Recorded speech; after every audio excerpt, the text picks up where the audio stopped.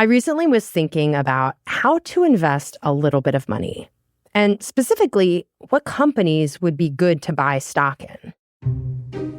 The names that came to mind were the usual suspects, the ones dominating the headlines and selling popular tech or AI. Companies like Microsoft, Apple, Oracle. But my colleague Jackie Pizer had a different company in mind. She's a retail reporter for The Post and recently looked into a business that's been outperforming all of the ones I just mentioned. The company?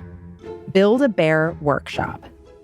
Usually when retailers put out their earnings, we kind of just take a peek at how their stock price is doing because it can give an indication on what analysts are thinking and how well the company did. And we were really surprised to see how well Build-A-Bear stock has done in the last couple of years, and even more surprised when we compared it to some of the biggest companies in the world. From the newsroom of The Washington Post, this is Post Reports.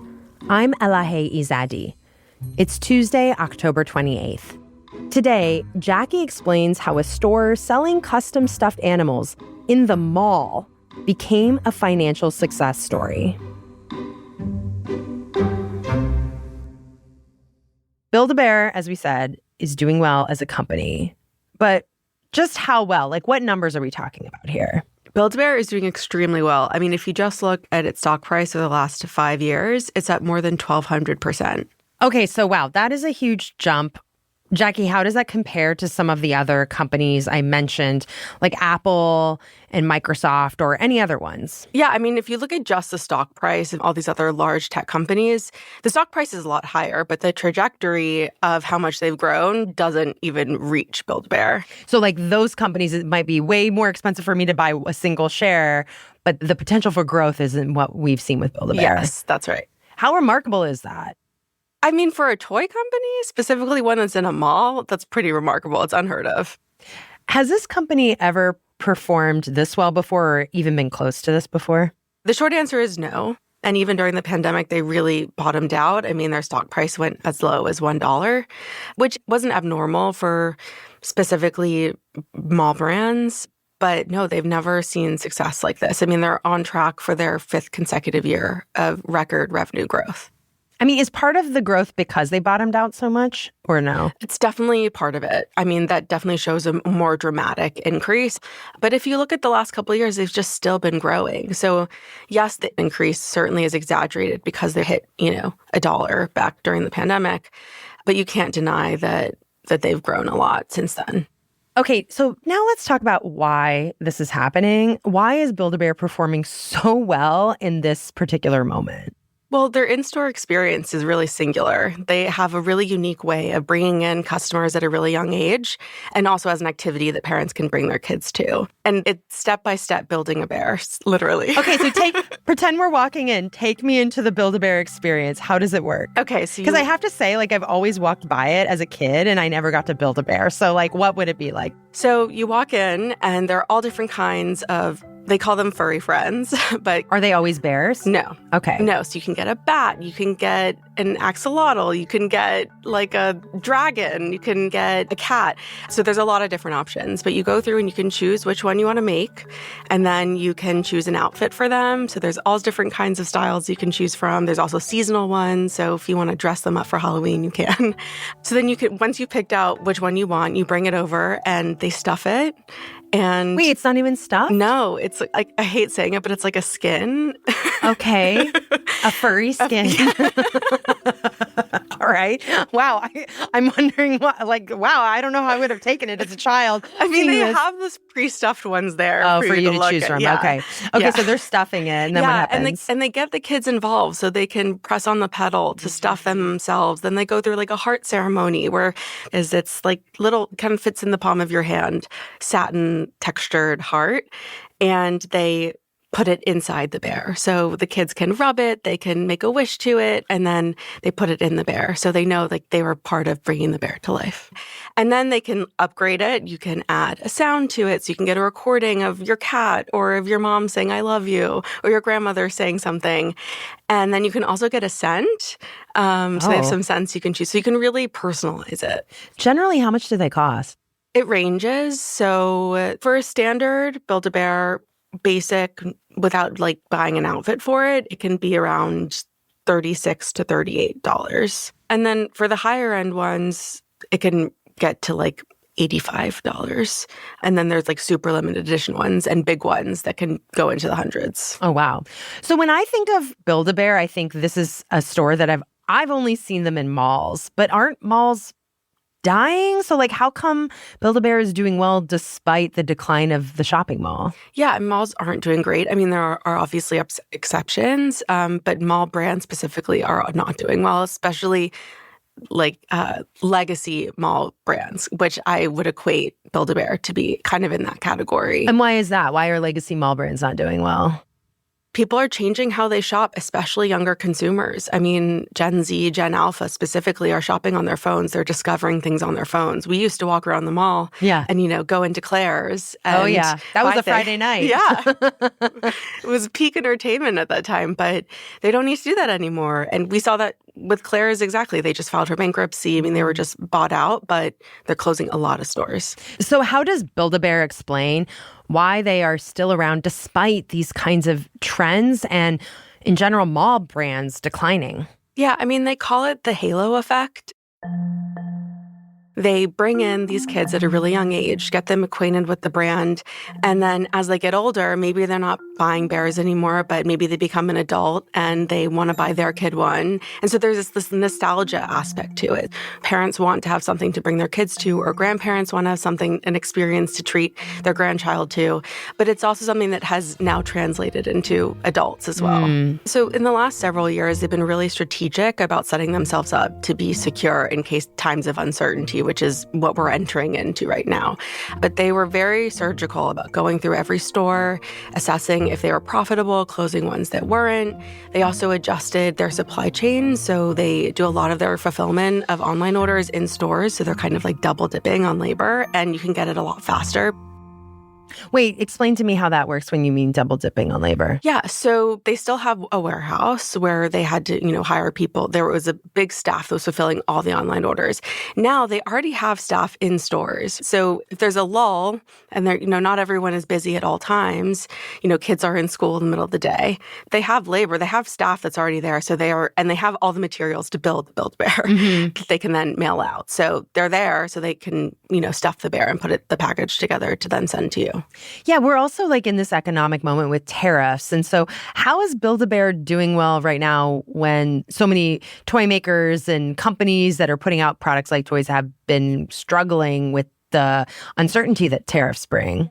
Yeah, I mean, the toy industry is particularly vulnerable to tariffs right now. Majority of their inventory comes from China, and they didn't move their manufacturing during Trump's last administration because they didn't get tariffed. They weren't exempt, but they just weren't getting tariffed on toys. So that's left a lot of companies really vulnerable right now.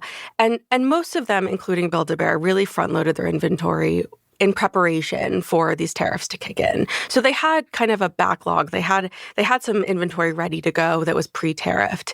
But like most companies, they've kind of been flexible in like upping prices on certain items. They've been really surgical about that. So, for example, they have these mini beans, which is a newer product. They're kind of like mini Build-A-Bears, and they were $9.50. Now they're $10. And analysts I spoke to said that the company will probably raise prices on certain things also throughout the rest of the year. But that's pretty common that what we're seeing across the board. After the break, the surprising customer base that's helping to fuel Build-A-Bear's success, and whether the company can keep that success going. We'll be right back.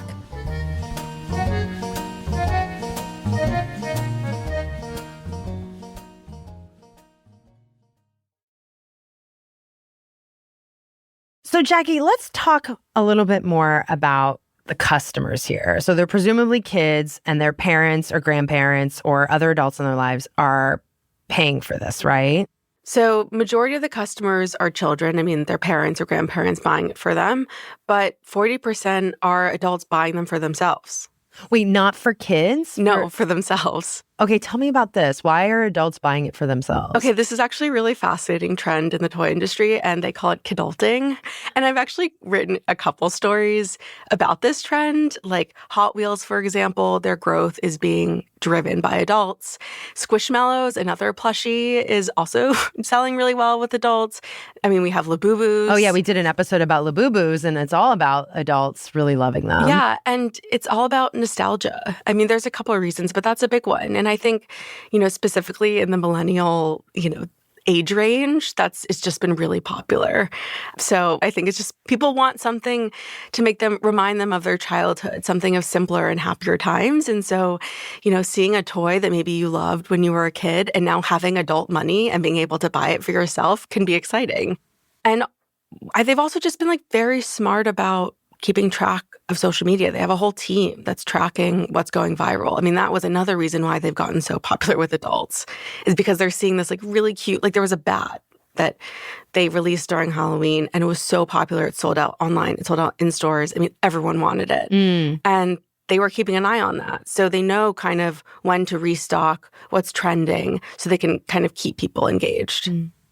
Is it I'm also thinking about I'd never got a Build-A-Bear or an American Girl doll or any of these. Yes. Is it people who are oh, I didn't get to have that as a kid. Now I have the money to get it? 100% that is part of it. I mean, I talked to a couple of really big Build-A-Bear fans, and I would say 75% of the ones I talked to said, well, I couldn't afford one when I was a kid, and now I can. And then another big part of it is the licensing of it all. What do you mean by licensing? So, and this is very common across the toy industry. It's basically when these toy companies partner with a brand and then they make a version of it in their own toy. So, for example, there are Star Wars Build-A-Bears. There's Hello Kitty.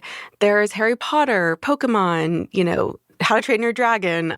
So all different kinds. And there's also, and a lot of adults collect based on that specific brand. Yeah, okay, you might not be a Build-A-Bear person, but you might be a Star Wars person. Yeah, I talked to this couple, Bridget and Zach Ray. They're a married couple living out in Texas who have vast collections of Pokemon, Harry Potter, and Star Wars. I mean, we were young when Pokemon first came out, so it kind of appeals to that nostalgia for us. Same with Harry Potter and Star Wars, of course. That's the big thing is there's a lot of nostalgia. And it's not just in Build-A-Bear. They have all different kinds of toy brands that are of that IP. So, Jackie, you're a retail reporter. You're paying very close attention to retail habits and also how companies are preparing themselves and how they're doing. The fact that this company that seems pretty old school has done well in the market. What does this story tell you? What did you walk away thinking about? I walked away thinking that there is still some value in an in-store experience if you're giving something unique to the customer.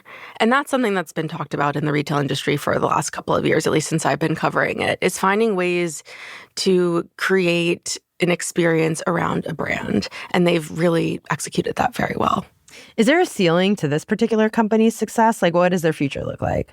I mean, they're still growing tremendously. They're planning on opening 60 more stores by the end of the year, and they have a lot of room to grow overseas. And they're not even a billion-dollar company yet. I mean, last year, their annual revenue was around $500 million, which is obviously a lot of money, but when in the grand scheme of things of toy companies, it's a lot smaller.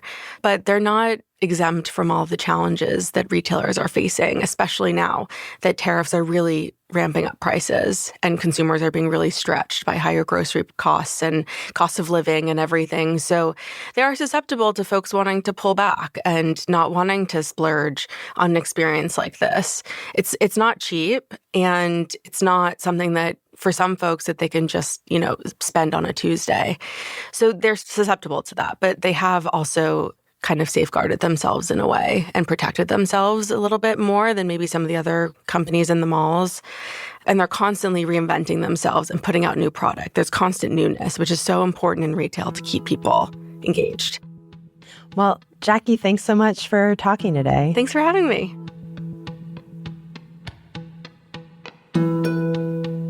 Jackie Pizer is a retail reporter for The Post.